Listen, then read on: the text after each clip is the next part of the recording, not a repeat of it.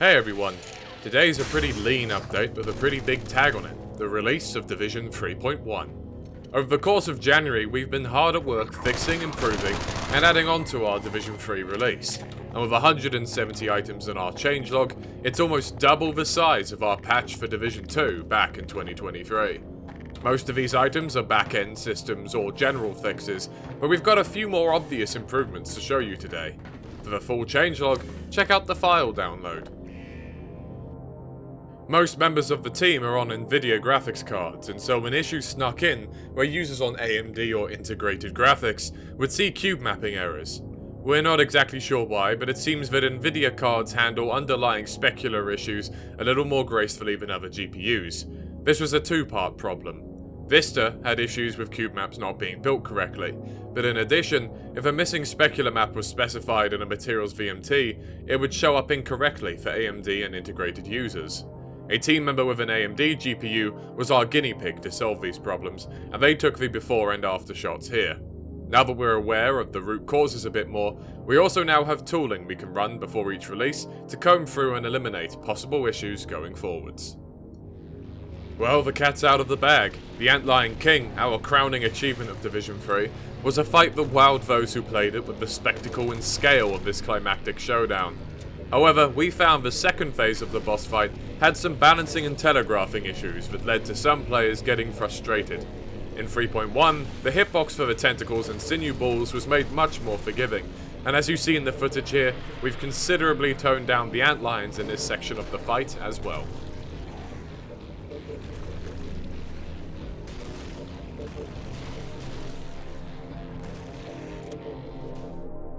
The implication at the end of the King fight was that, as the cave collapsed from the encounter, you were rescued by Vortal friends. We didn't have time to fully develop this concept for Division 3, but in 3.1, a new sequence has been added to the start of GPO 1, where Khan's familiar face grants you as you awake from the rubble, only briefly before he disappears on his own mission.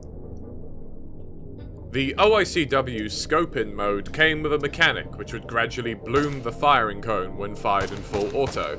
However, some players had difficulty with the fight atop the Combine outpost in GPO 1 due to the range and this mechanic not being clear. The crosshair now visibly changes size as the firing cone increases, and will shrink again to notify the player the accuracy window has reset. In addition, we've slightly tweaked the accuracy model, so that the player has 5 shots of relative accuracy compared to 3 before the crosshair again blooms to maximum spread.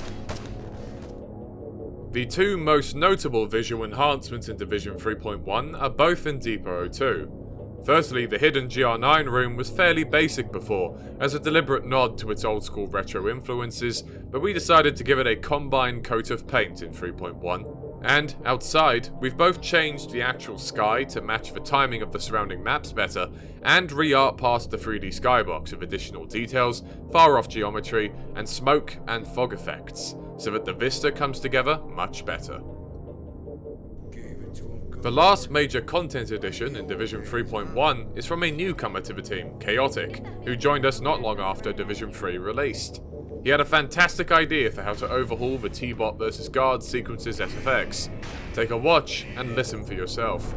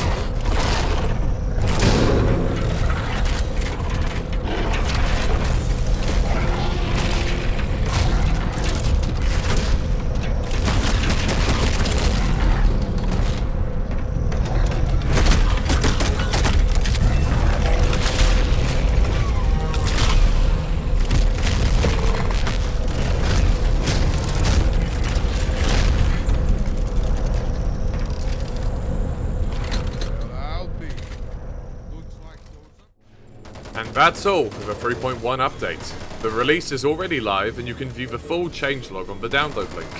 Thanks for playing Division 3 and giving us all of your feedback. We hope you enjoy giving it a second look with 3.1, and we'll see you in the not too distant future for our anniversary update.